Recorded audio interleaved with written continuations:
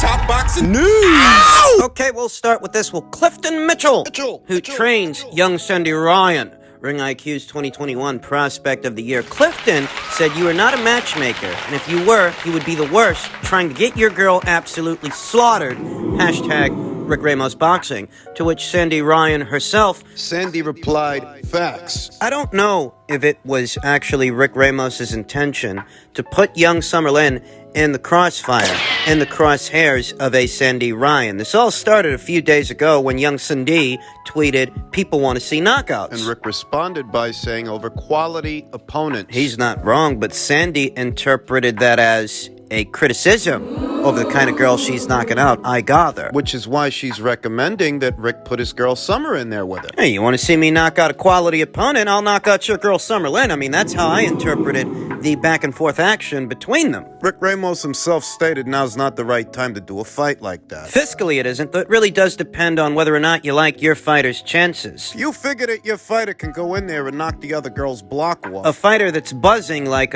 Sandy Ryan, for example. Then why wouldn't you want to do the fight? I don't expect to see this fight take place anytime in the near future. I've said that much in a previous video, and I don't know if it really was Rick Ramos's intention to put Summer Lynn in Sandy Ryan's crosshairs, put her in the crossfire. Maybe it was. Maybe what Rick was doing was laying the foundation blocks for a rivalry that he hopes to build into a super fight. The issue, however, is that if Sandy becomes more adamant that he lets his girl Summer Lynn, Summer, who sports a professional record of 6 wins, no losses, no draws, with 3 knockouts, having debuted as a professional back in 2019.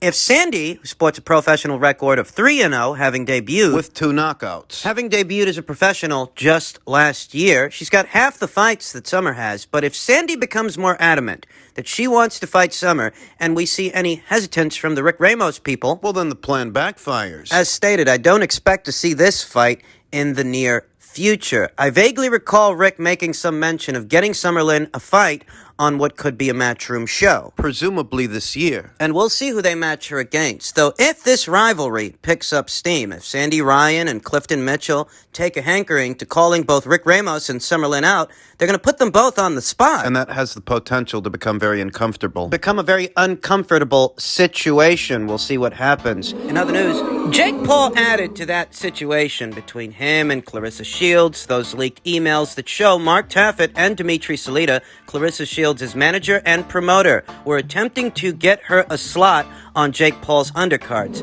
Jake Paul himself stated, let's put this behind us and work together to continue to build women's boxing. Trying to take the high road again. Mark Taffet himself, Clarissa Shields' manager, stated, such poor journalism. I always say, I'm not Clarissa and she's not me. This is simple. I solicit opportunities and she decides if she wants them or not. Exactly the way a manager-athlete relationship should be. She doesn't solicit opportunities. Maybe she doesn't, but she does shoot off at the mouth.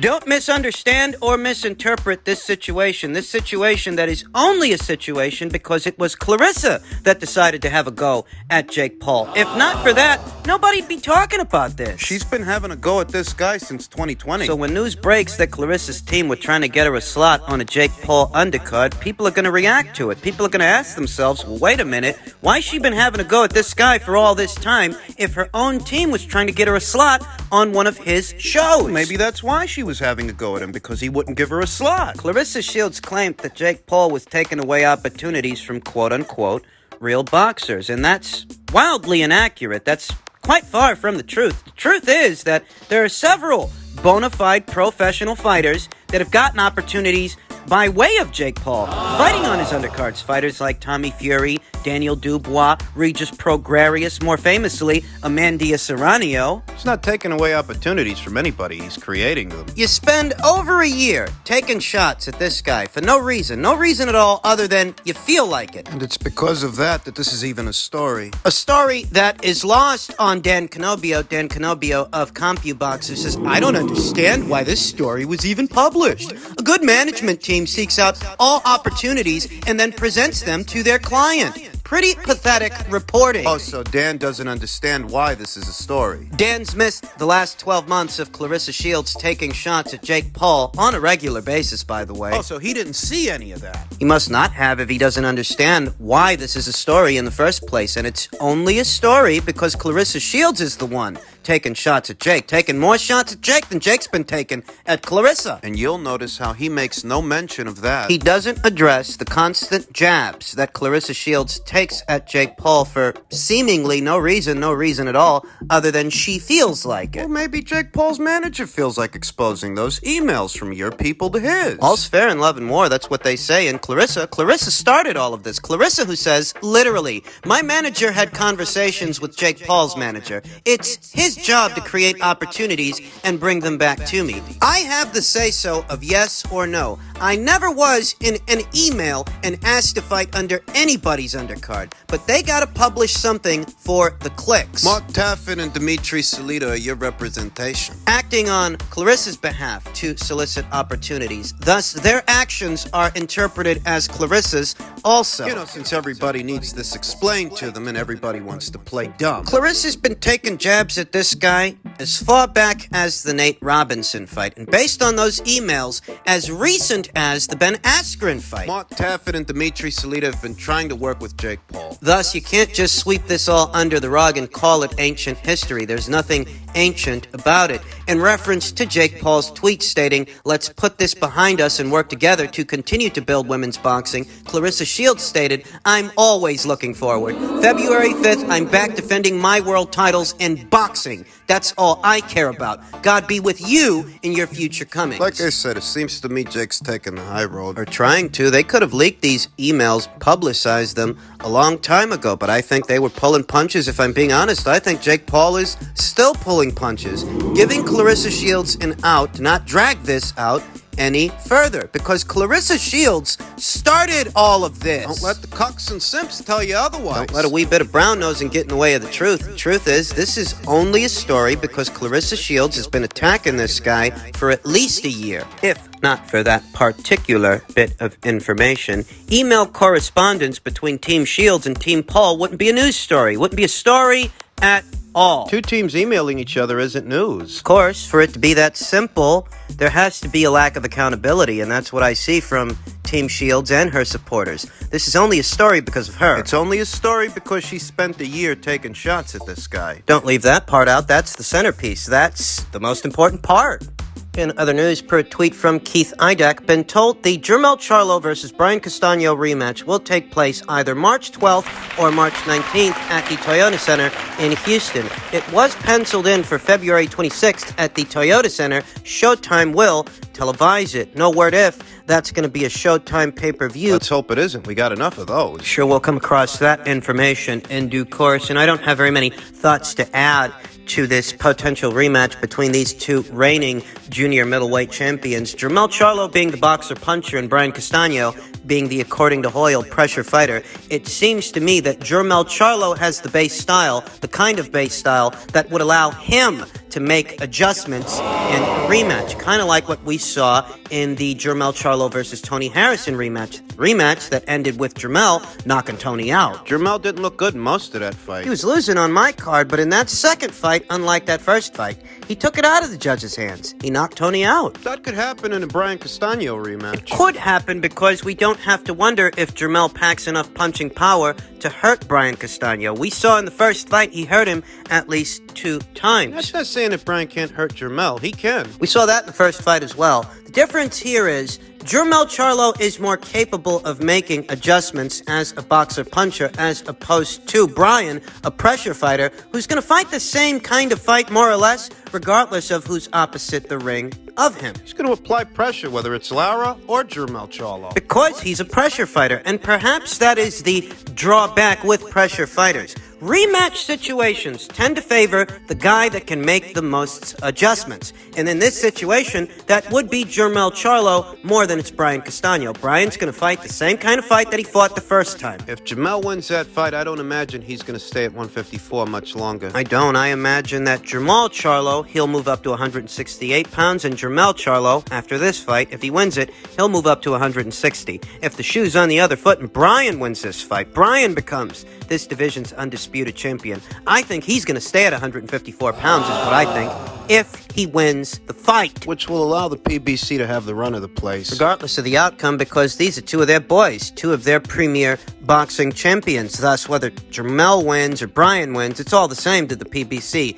They've got the run of the place and most of the talent in the junior middleweight division. I think it'd mean a lot to those Argentinian boxing fans to see one of their own. See one of their boys make history in the four-belt era. I happen to think, it would mean a lot more to the Argentinian boxing fans to see Brian Castaño become this division's undisputed champion than it would mean to the American boxing fans for Jermell to become this division's undisputed champion. It being that Terrence Crawford became an undisputed champion some years ago, and a good number of American boxing fans They belittled and berated him. Seeing a homegrown American fighter crowned undisputed champion didn't mean all that much to those guys all those years ago, and since then, they've belittled and berated, continued to belittle and berate Terrence Crawford in favor of a less accomplished, A less disciplined fighter in Errol Spence Jr. a raging alcoholic who's flipping Ferraris, losing his eyeball, and blowing kisses at Southern Rapids. None of that is made up, by the way. The point is, I think it would mean a lot more to the Argentinian boxing fans to see one of their own crowned and undisputed champion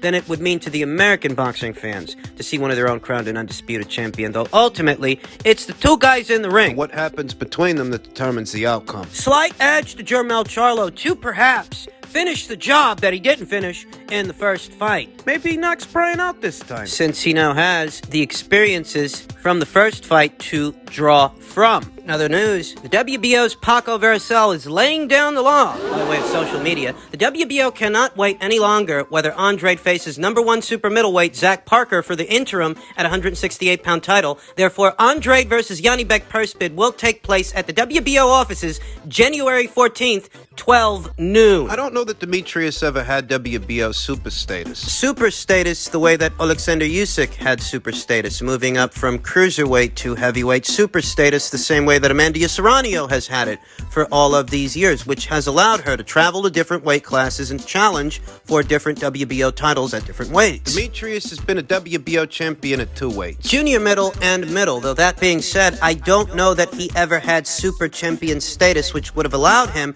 to move up to 168 pounds and at minimum become the mandatory challenger for the WBO title. And if I'm being honest, We know that's what his plan is. and I still think a potential move upstairs is set to go down in spite of this recent revelation by way of Paco Vercel and the WBO. I still think Demetrius Andrade is going to move up, but as far as him having super status that would allow him to become the mandatory challenger for the WBO title at super middleweight, I'm not sure he's in possession of that. And when it comes to Zach Parker, the guy in the pole position at super middleweight, to become the mandatory challenger by way of the WBO, it would have took a lot of money to get that guy in the ring. I think so. I think it would have took a lot of money to get that guy in the ring because he's in a pole position to become the mandatory challenger for one of Canelo Alvarez's titles.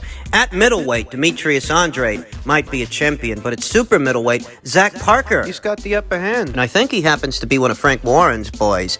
At super middleweight, Zach Parker might have the upper hand because he has something. It looks like he has something that Demetrius Andrade wants. Something that Demetrius Andrade needs. I don't know that they ever had a dialogue. That one team may have contacted the other in order to start negotiations for a potential fight at super middleweight. I don't know that any of that went down, but if it didn't, Hell, even if it did, who said Zach Parker wants to gamble his status against Demetrius? who says that Zach Parker was ever receptive to that fight? I've seen no enthusiasm. I've seen nothing at all from Zach Parker expressing an interest in facing Demetrius Andrade. Obscure a name as he might be, you gotta look at what his options are. He either becomes Canelo Alvarez's mandatory challenger, or Canelo Alvarez doesn't fight him at all, vacates the title, and he becomes a champion himself. He's not gonna want to gamble that against Demetrius. In featherweight news, the rematch between the reigning IBF champion Kiko Martinez, and the challenger, Josh Warrington, is set to go down March 26th at the First Direct Arena in Leeds, Josh Warrington's neck of the woods. It's a winnable fight for Josh, perhaps the most winnable title fight for him